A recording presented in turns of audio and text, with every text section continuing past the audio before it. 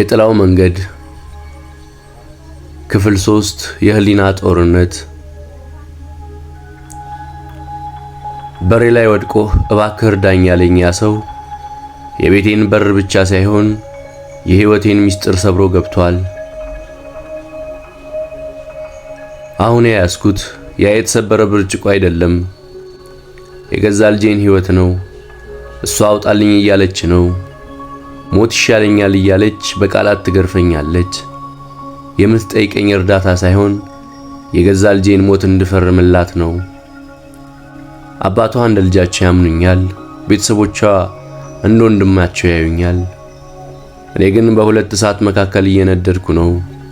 በአንድ በኩል ልጄን የማዳን ፍላጎት፣ በሌላ በኩል ደግሞ እሷን የማጣት ፍርሃት። መድኃኒቱን አምጣልኝ ስትለኝ የልቤ ትርታ ሲቆም ይታወቀኛል። የገዛ ደሜን እንዴት አሳልፌ እሰጣለሁ? ዓላማዋ እንዳይሰናከል ትፈራለች። እኔ ግን ዓላማዬ እሷና ልጄ ናቸው። አሁን እጄ ላይ ያለው ስልክ ሳይሆን የአንድ ሕይወት መኖር አለመኖር ውሳኔ ነው። እምቢ ካልኳት ራሷን እንደምትጎዳ ትዝታለች። እሺ ካልኳት ደግሞ የህሊናዬ ጩኸት የት ላድርገው?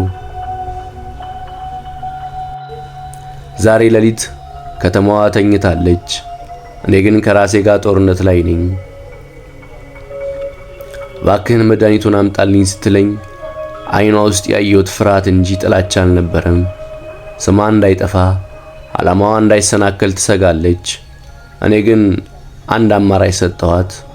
ማንም ሳይሰማ ማንም ሳያይ ይህንን ምስጢር ወደ ህይወት የምንቀይርበት መንገድ። አባትሽ እኔን ያምኑኛል አልኳት። ምስጢሩን እሸፍነዋለሁ። አሁን ምርጫው የሷና የሷ ብቻ ነው።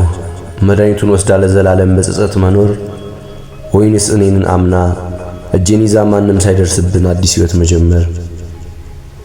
ጭቅጭቃችን በረደ። ቤቱ ውስጥ ጸጥታ ሰፈነ። ነገር ግን ያ ጸጥታ የሰላም ሳይሆን የውሳኔ ነበረ። መድኃኒቱን ላለማምጣት ምዬላታለሁ። ልጄን አሳልፌ አልሰጥም ብያለሁ። አሁን የምጠብቀው የእሷን መልስ ነው። ትገለዋለች ወይስ ትወልደዋለች? በሩን ከፍታ ትወጣለች ወይስ ተንበርክካ ታለቅሳለች? እውነታ ያለው ያ ስልክ ውስጥ ነው። አሁን አንድ መልእክት ገባ።